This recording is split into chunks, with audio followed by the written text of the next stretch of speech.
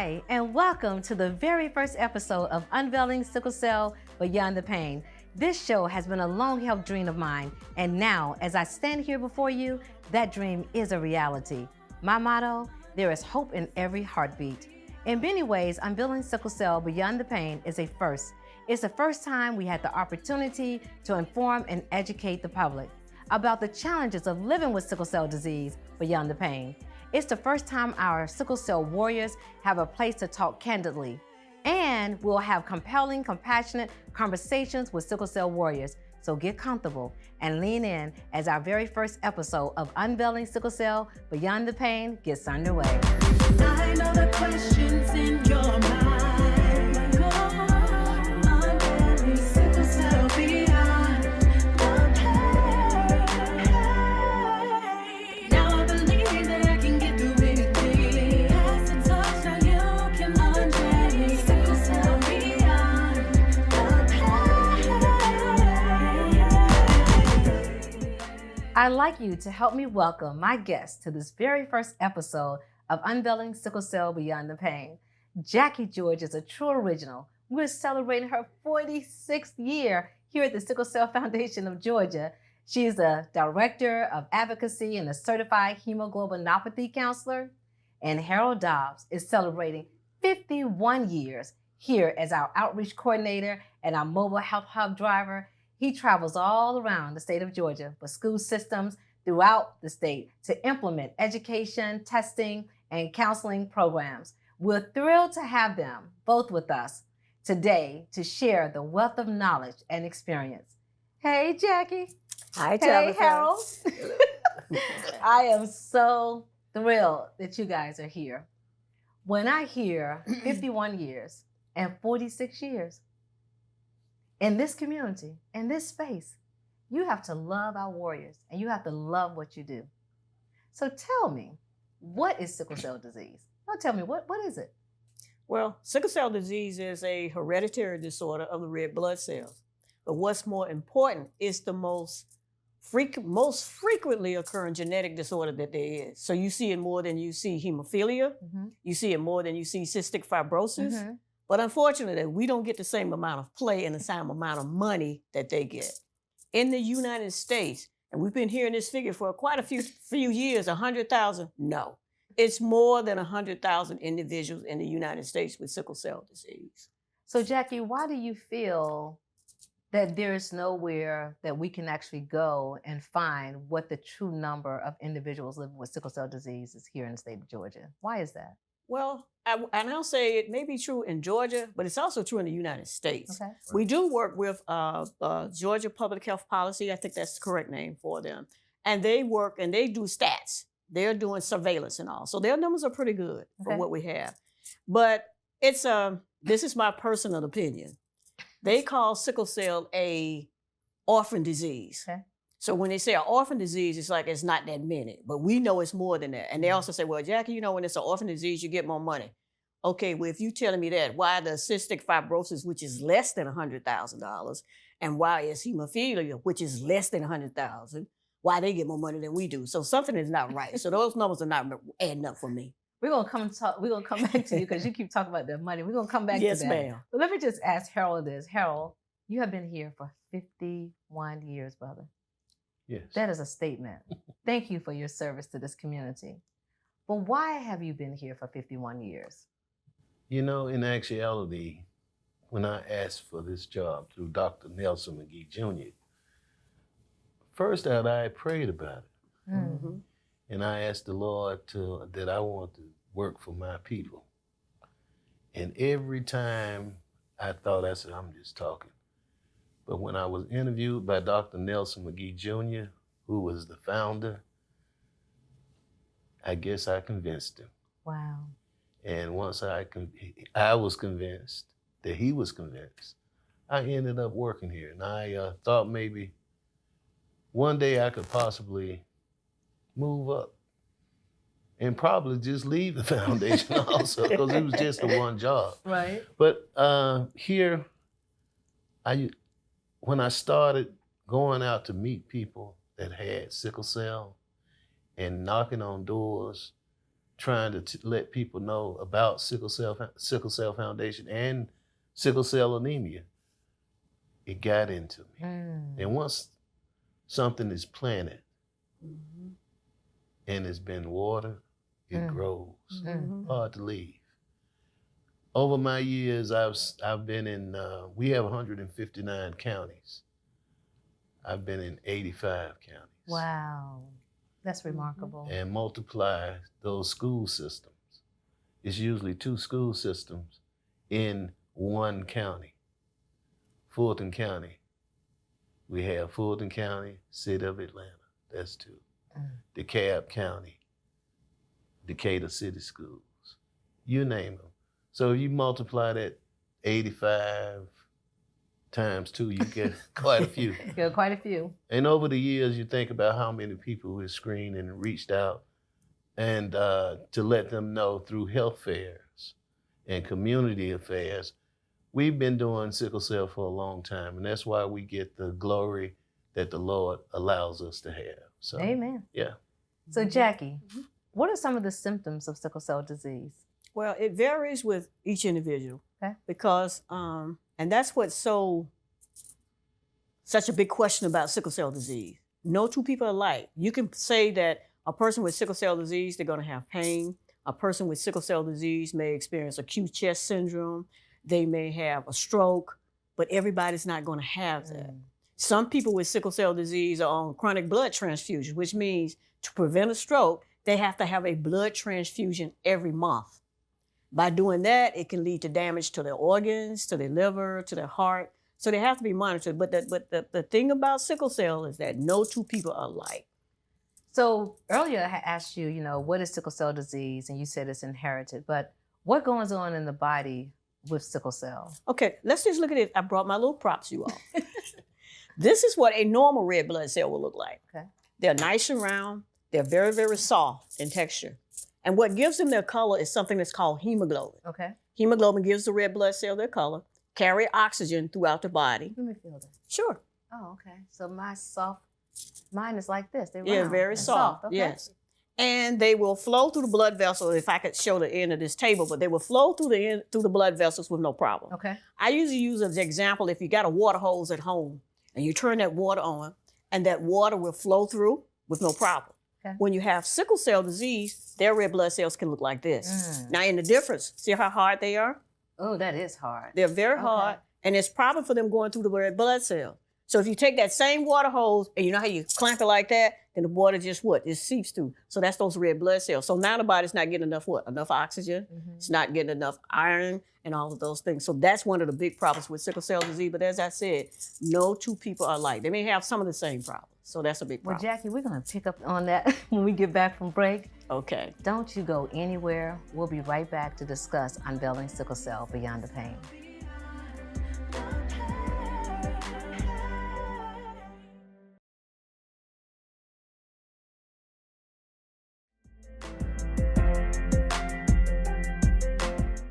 Jackie and Harold. So Jackie, you said something before we went to commercial break. You were talking about the sickle cell, how it's sickle, and you were talking about our blood cells and how they go through. So when they get sickle inside the arteries, what's actually happened to the body? Well, it depends. I can remember that a warrior told me once, and I said, well, what does it feel like with having she said, well, just imagine your toothache, the worst toothache you've ever had in your life being all over your body. Ooh. That's the only way that they can explain it. But what's happening, Tabitha, is that those cells are clogging up in any part of the body. Let's say if they clog up, those vessels going to the brain. That's how they can have a stroke. Okay. Let's say if it's clogging up in the lung area, that's when they can get that acute chest syndrome, which is very, very serious. Okay. So and from having the blood transfusion things of that so high, it can cause problems with the body organs too. Wow. So that's why it's so important. Well, example, now with the newborn screening program, since these children are born with sickle cell, they're given a medication that will help those cells not to sickle as much. Okay. And they want to do it early because the earlier you start, the less problem you will have with organ damage. Okay. The drug is called hydroxyurea, and I'm sure you're going to have your medical team to talk about that. Absolutely. So I'm not a doctor, so I'm not going into that. Okay. But it does work for Okay. individuals. with sickle cell disease. But some people, unfortunately, remember I said, everybody's not alike. It doesn't work for everybody. I understand that. So, I want to come back to you, Harold, because, you talked about, you caught this feeling. And, I've been in this community now 9.5 years, going on 10 years. And I just want to tell you, I know exactly what you're talking about. When you have people that are in pain, they're saying that they've been dismissed. They're saying that they're not believed. They're looked at as drug seekers. It does something to you. You want to step in and help. And so I'm so happy that you're here in the community. And then you drive this big old mobile health hub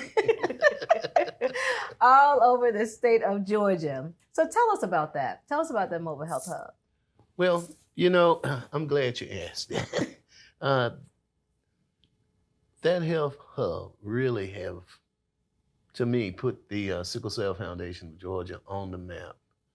We are the only foundation or any, any conglomerate type of foundation that has a mobile unit such as ours.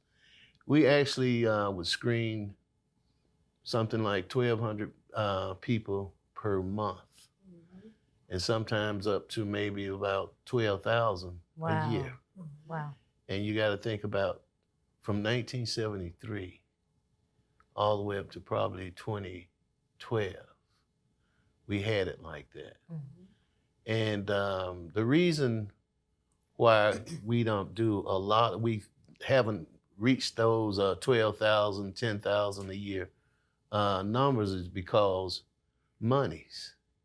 When monies was cut, you couldn't go out to educate, screen, or counsel.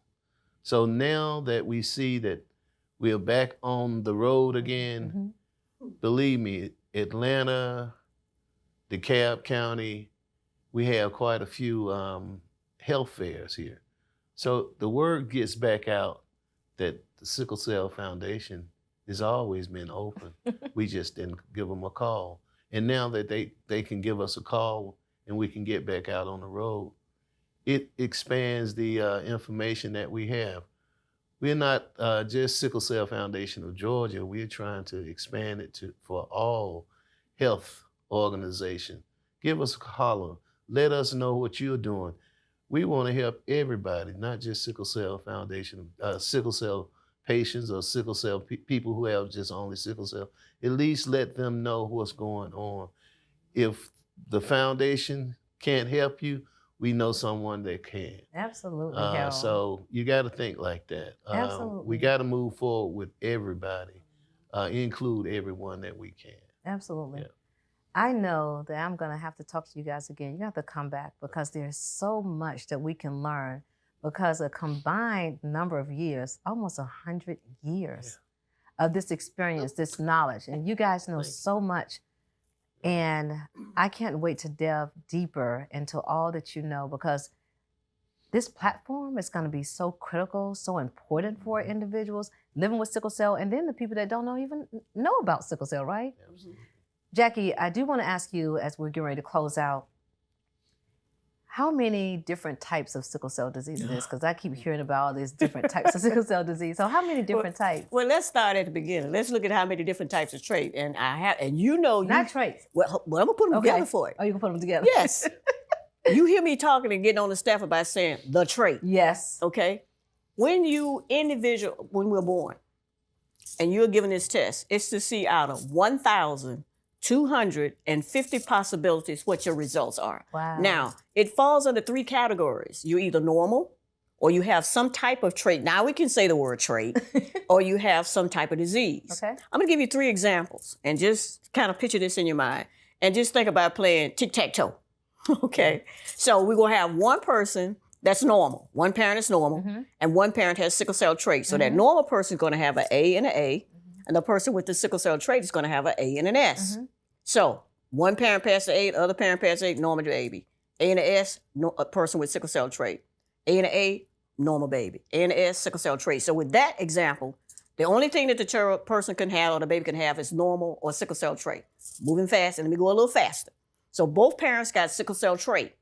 They could have a normal baby, AA, they get 25%. They could have a baby with sickle cell trait, AS, 50%, but this is when they could have a child with SS or sickle cell anemia. Both parents pass some S. So when you say sickle cell anemia, you're talking about sickle cell disease, right? Yes, But we that's call one it- of the disease. Right, we call it sickle cell anemia, though. Yes. And so what we're going to have to do is come back to you and get back with you, both you and Harold, because I know that Yes. there's a lot of information. But guess what we have? We have our boy Blaze. Okay. He's out on the street Mhm. educating about sickle cell disease. So I want you guys to turn with me so we can check in on Blaze. Blaze, how's it going out there? Thank you so much, T, from the studio. We are downtown and I'm here with Justin. Now, Justin told me he picks up alligators and he hops out of planes. So we are playing Did You Know, the show to test what you know about sickle cell. So I expect you to get all these questions correct. Okay, let's do it. All right. 3 questions. Okay. Get all of them correct, you walk away with some Chick-fil-A. Confident? Confident? He's confident. It's too smooth for me. The first question. It became mandatory to test all newborns for sickle cell disease in the U.S. in 2006. True or false? False. Okay. That is incorrect. See, I thought, see, what happened? What happened, man? I don't. Justin came out the gate, got TKO first question. The answer was true. All right? All right. But we still gonna give you some Chick-fil-A because you seem like a cool guy. Thanks. Here you go, man. Thank you for playing Did You Know, the show to test what you know about sickle cell. All right. See, think about that when you hopping out them planes and picking up the alligators. I will. Thank you. Back to you guys in the studio, and that was Did You Know? I cannot wait to hear about all the great stories from Blaze. So thanks again, Blaze. I want to thank you all for being here. Your education, your experience, your love for this community is something that I'm working to. You know, I'm like 10 years here, but you guys, combined experience, 100. We could not do this without you. This community loves you all, both. And I want to say thank you for your service to the community. And don't ever leave us. You got to be here forever. I want to say to you, I know you've learned a lot today, and there's so much more that you're going to learn. So thank you for being here with us as we unveil Sickle Cell Beyond the Pain. Take care until the next time.